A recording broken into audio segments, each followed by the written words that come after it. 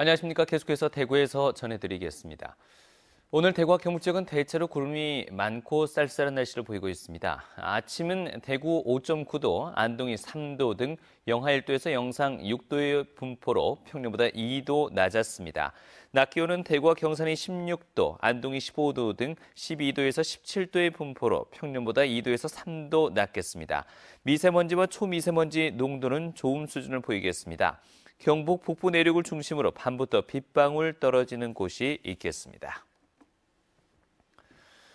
환경오염 사태로 조업정지 처분을 받고 이에 불복해서 행정소송을 벌이고 있는 영풍 석포제련소가 공장을 추가로 지으려 한다는 의혹이 제기됐습니다. 환경단체들은 석포제련소가 이 와중에 제4공장을 건설하려고 하는 것 아니냐며 거세게 반발하고 있습니다.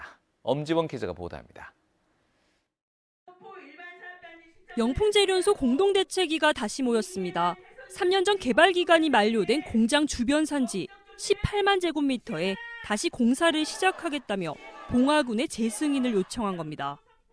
제련소는 당시 착공 신고 없이 불법 토석 채취, 사전 공사를 하면서 공사 중지 처분을 받았는데 파헤친 산지에 대한 원상복구를 3년째 미루다 지난달 마지막 기한을 앞두고 슬그머니 재승인을 요청했습니다.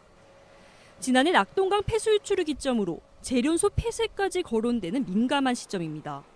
또다시 산업단지 신청을 한 것은 오히려 국민들을 기만을 하고 전혀 지금까지 해왔던 오염행위나 산림훼손 행위, 토양훼손 행위 이러한 것들에 대한 반성 없이 더 큰 문제는 따로 있었습니다. 감사원 자료를 들여다보니 7년 전 산업단지 계획 승인 자체부터 문제였습니다.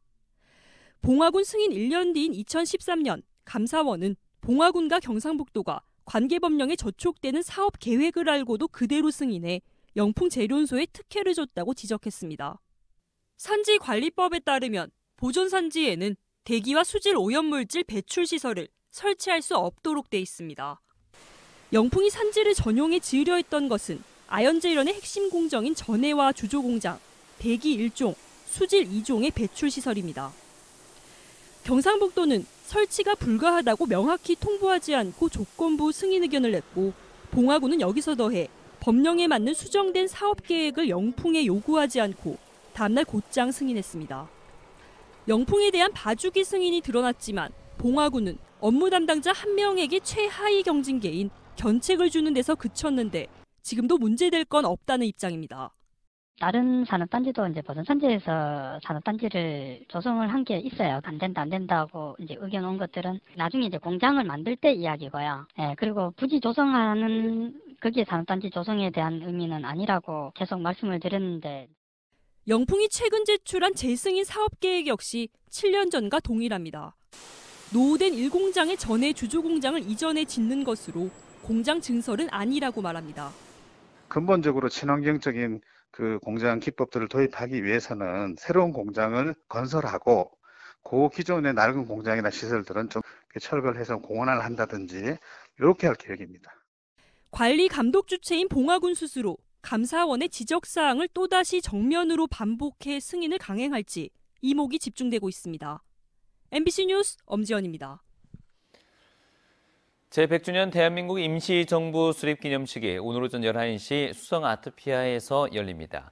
오늘 기념식에는 대구 최초의 3.1 만세운동인 서문장터 만세운동을 다룬 연극 100년의 불꽃이 공연되고 3.1운동 당시 태극기 인쇄용 목판과 대한민국 임시정부에 개양된 태극기 사진 등도 전시됩니다.